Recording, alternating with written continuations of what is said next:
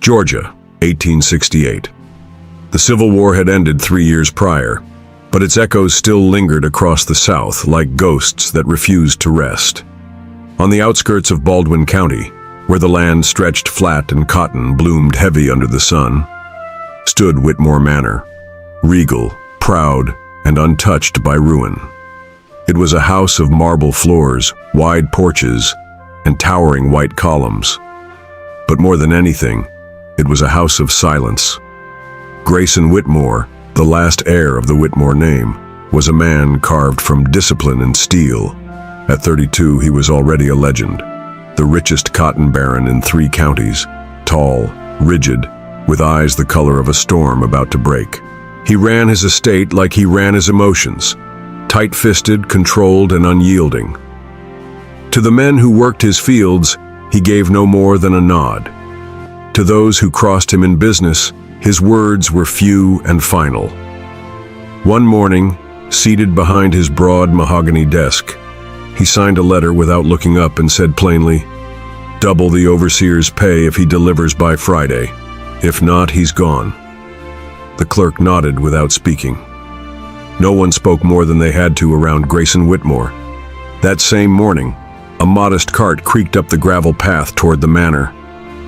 Seated at its edge was Isabella Clark, a young woman of 25, with worn boots, a threadbare dress, and eyes full of quiet fire. She was not a woman raised in finery. She came from a small cottage in harder days, her hands shaped by work, her soul by sacrifice.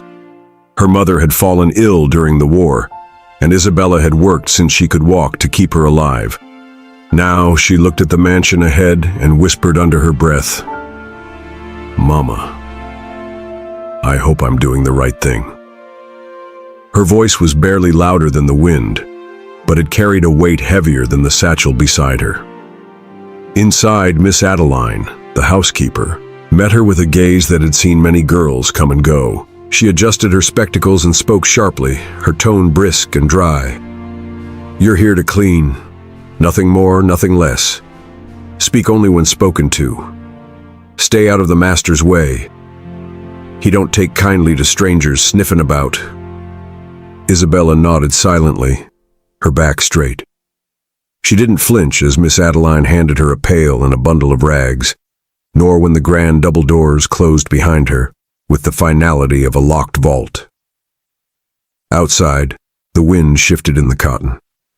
Inside, Isabella took her first step across the marble floor of a house ruled by silence, wealth, and one man's buried grief.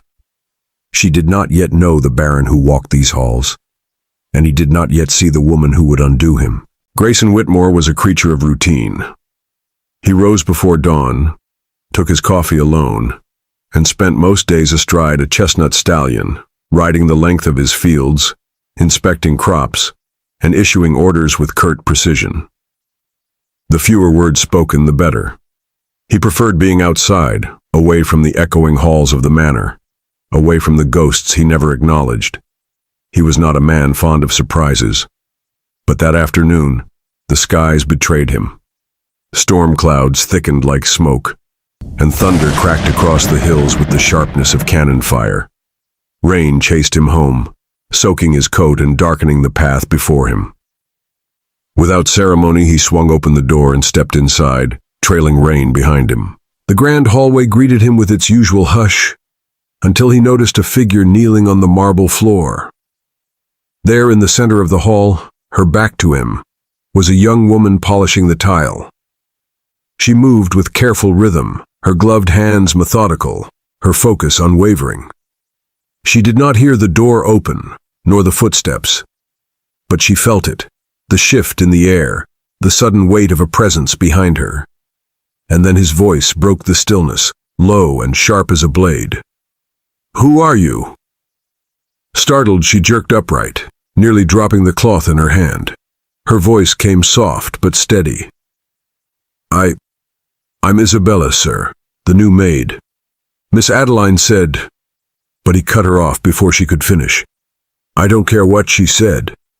His gaze lingered on her longer than necessary. Eyes narrowed, not in interest, but in calculation. A flicker of something passed through them, quick as lightning, then vanished. He added coldly, "Don't let me find you kneeling in the middle of my hall again." And with that, he turned, boots clicking against polished stone, and disappeared into the next room. Isabella stood there for a breath, the cloth still in her hand, her chest rising and falling beneath the stiff fabric of her dress. Her cheeks flushed, not with shame, but with defiance. She dared not speak aloud. But she didn't retreat. She didn't crumble. She bent again, picked up the rag, and returned to work. Above her, the storm rolled across the roof in low, growling waves. Inside, the silence returned. Yet something had changed. The master of the house had noticed her, and no matter how much he tried to forget, she had already taken root. The days that followed returned to silence, but not the same kind. It was no longer the unbroken hush of still air, but something else. Something softer, almost curious.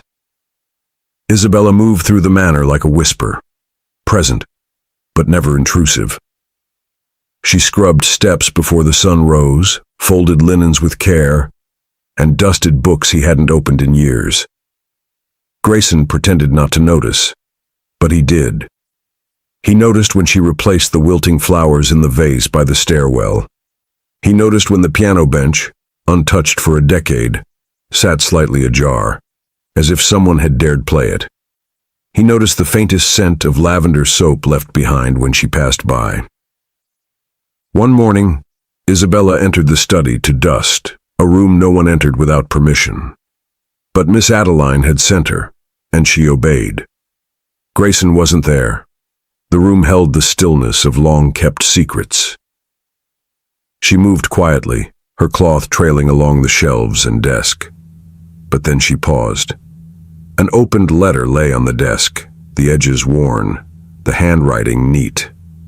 One name stood out, repeated in elegant loops across the page. Charlotte. She didn't mean to read it. She looked away almost instantly. But in that brief moment, something unspoken passed between the words and her chest. She was about to retreat when a voice like thunder rolled in behind her. "Do you make a habit of snooping?" Grayson stood in the doorway, one brow lifted, arms crossed, every inch the cold master of the house again. Isabella straightened instantly. Her voice came quiet, measured. "No, sir. I was just cleaning. I saw the letter. I didn't mean to pry." His gaze didn't soften. "Then don't," he said simply. There was a pause. He could have said more. She could have explained. But instead he added, his voice lower this time, "You may dust my house, Miss Clark. But my past is not among the items to be polished." And with that, he stepped past her and into the room, ending the moment with a finality that stung. That night, Grayson stood by the parlor window, bourbon in hand, though he hadn't taken a single sip. Rain pressed gently against the glass. Somewhere down the corridor, a soft melody echoed. Hummed, not played. He knew that voice, the same one that had stood firm beneath his scorn, the same one that filled the hallways when no one else dared make a sound. He closed his eyes, the hum lingering like a memory. And though he said nothing aloud, the storm behind his ribs began to shift. The storm came quickly, without the usual warning of a southern summer sky. One moment the air hung heavy with heat. The next, thunder cracked across the cotton fields like a whip. Rain battered the windows of Whitmore Manor. Candles flickered in their holders. The house, so often silent, now pulsed with the sound of nature's fury. In the drawing room, Isabella moved calmly, lighting sconces along the walls. She worked with quiet precision, though her eyes flicked to the windows with each flash of lightning. She did not startle easily. But storms, she had learned long ago, were best watched rather than ignored. She didn't expect to find Grayson there, standing by the unlit fireplace, half-shadowed in amber glow. He had entered so silently, that only the shifting of his coat caught her attention. For a moment, neither spoke. Then he asked, his voice softer than usual, "You're not afraid of thunder?" She shook her head without turning toward him, and replied almost as an afterthought, "Not of thunder, sir." He took a step closer, arms folded loosely, his tone laced with quiet curiosity. "Of what then?" She paused, her gaze lingering on the candle flame before answering. "Of silence. The kind that settles in a house where no one speaks unless they have to." That answer caught him, not like a slap, but like a slow breath held too long. He said nothing in return. A sudden gust burst one of the tall windows open. Rain slashed through the air. Without hesitation, Isabella ran to it, trying to wrest the pane closed against the wind. Grayson was at her side in a heartbeat. His hand met hers on the latch. For a moment, they both stood there, pressed close by necessity, eyes locked by accident.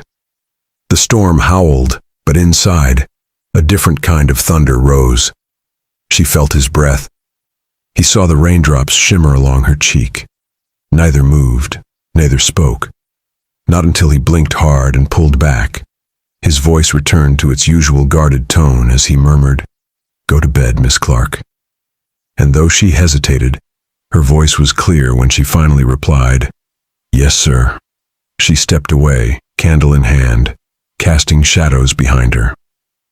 Grayson remained, hand still gripping the window latch, as though holding on to something slipping beyond his reach. The storm passed, but the air in the manor remained thick, not with rain, but with something less visible, more volatile. Grayson felt it in every hallway. Isabella felt it in every glance. Neither spoke of the moment by the window, but it lingered, like the scent of smoke long after the fire has died. One morning, as Grayson stepped onto the second-floor balcony, coffee in hand, he looked down and saw her. Isabella was in the courtyard, her face turned toward the sun, her laugh, light, effortless, floating up like birdsong. Standing beside her was Thomas, a newly hired field hand, tall and easy in his smile. Thomas handed her a bundle of firewood, said something too quiet to hear, and tipped his hat. She thanked him, still smiling. Grayson watched it all in silence, his hand tightening around the cup until porcelain cracked. Later that day, Isabella passed him in the hall, carrying folded linens. He stopped her with a single, low sentence. "Seems you've taken to socializing during work hours." She blinked, surprised. "Excuse me?" she asked, her voice polite but wary. He stepped closer, his tone cool. "The field hand, Thomas. Is that where your attention lies now?"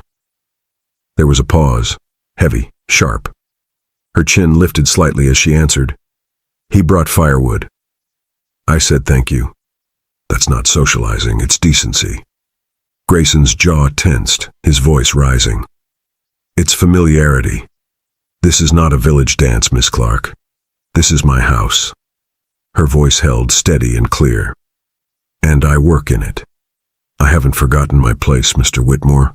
But maybe you've forgotten that kindness doesn't cost a thing." A silence deeper than thunder rolled between them. He stared at her, truly stared. Not in anger, but in some tangled thing he didn't know how to name. Then, without another word, he turned and walked away. Isabella stood there for a moment, linen bundle pressed to her chest, her breath tight. In the kitchen, she folded the cloths with trembling fingers. Upstairs, Grayson poured a drink he didn't want and left it untouched on the desk. Neither of them knew exactly what had been said, but both knew something had been wounded, and neither was ready to admit what it was.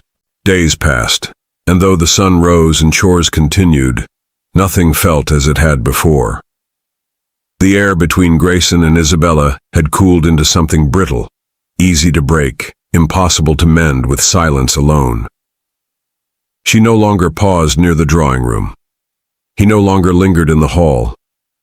The warmth that once flickered in their shared glances had dimmed to ash. One evening, as Isabella made her way down the corridor to her room, she heard voices from the study, Grayson's voice, clipped and low. She paused unintentionally just outside the door. Inside, he spoke to a visitor, but his words carried. "I don't care what the staff think," he said. "She's a maid, nothing more." The words hit her like cold wind. She did not flinch, did not cry, but she turned, walked silently back to her room, and began folding her dresses into her canvas bag. Before dawn, she was gone from her bed. Her boots echoed softly as she walked through the kitchen one last time, leaving her room key beside a folded note. She paused in the grand hall, glancing up at the portrait of the Whitmore family above the stairs, faces stiff, eyes distant, a lineage of proud isolation. She did not belong here, not among ghosts. She was halfway down the long drive when Miss Adeline appeared on the porch, arms folded, her voice a mix of challenge and concern. "You sure about this, girl?" Isabella didn't stop walking, but her voice floated back, quiet and clear. "Yes, ma'am." The housekeeper narrowed her eyes. "He's a hard man, but he's not heartless." Isabella's reply came without hesitation. "No, he just keeps it buried too deep for anyone to reach." And with that, she disappeared down the lane, beneath a sky just beginning to turn gold. Grayson found the note sometime near midday. The kitchen felt too still, the house too quiet. He picked up the folded paper with cautious hands and read her words, written in careful, even script. "I was not made for silence, Mr. Whitmore. I hope someday you won't be either." He stood there a long time, the note trembling slightly between his fingers. He did not speak. He did not move. But for the first time in years, he felt. Grayson Whitmore had faced failing crops, blood-soaked ledgers, and the slow decay of everything his father had built. But nothing undid him like the quiet that followed Isabella's departure. The manor didn't feel silent anymore. It felt hollow. The scent of lavender was gone. The piano remained closed. The linens on the stair rail were no longer folded just so. He held her note for hours without realizing it. Read it again and again. "I was not made for silence, Mr. Whitmore.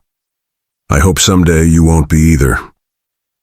He murmured the words aloud, like a prayer or a wound, and suddenly the study could no longer hold him. Miss Adeline stood at the front door as he came storming down the stairs, coat in hand, fire in his eyes. She raised one eyebrow, arms crossed. "Well, it's about time," she muttered as he passed her without pause. He stopped only once, to ask, breath tight, "Where did she go?" The old woman didn't hesitate. "The Clark Farm, North Road, just past the Willow Grove." And then he was gone, mounting his horse with the urgency of a man chasing something more important than pride. The ride was long, the road a blur. He passed fields that once belonged to friends now buried, past homes that bore war's scars. But he didn't stop. Not until he reached the edge of a clearing and saw the crooked fence, the weather-worn roof, and the woman he had tried, and failed, not to need. Isabella stood in the garden, sleeves rolled, her hands dirt-streaked from tending seedlings. She looked up, surprise widening her eyes as he dismounted and strode toward her. He didn't offer a speech. He offered the truth. His voice was low, unsteady. "I've been silent too long, about everything. I was taught that feeling made you weak, that letting someone in meant giving something up." She stood still, breathing shallow. He stepped closer, his coat damp with sweat and travel. "But you never asked for anything. You just gave light, laughter, decency, and I didn't know how to hold that." He swallowed hard, then added, "I don't want you back as a maid, Isabella. I want you beside me, in that house, in that life, if you'll still have me." She didn't speak. Not right away. She only stepped forward, reached up with a soil-streaked hand, and placed it softly over his chest. and in the hush of the willow grove she whispered what he'd been waiting to hear. "Then speak more often, Grayson Whitmore. Let your house be filled with something other than silence." And for the first time in years he smiled, small, real, and full of everything he'd never dared to say. Spring unfurled across Baldwin County in slow, golden strokes. The cotton had begun to bloom, shy and white against the green, like hope arriving late, but sure.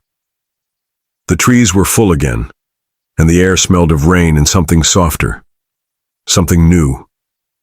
Whitmore Manor still stood as grand as ever, its columns tall and white against the sky. But inside, the house had changed. The silence was gone. There was music now, sometimes the soft notes of a piano, sometimes just a hum echoing from the kitchen. The hearth burned warm in rooms once kept cold, and Grayson Whitmore no longer passed his days alone. One morning, beneath the willow trees where she had once told him to speak, Grayson stood in a pressed coat, a small velvet box in his hand. Isabella walked toward him through the grass, her hair pinned up, the wind playing gently at her skirt. She paused when she saw what he held. He didn't kneel. That wasn't his way. He simply looked at her and said quietly, "You've changed everything, Isabella."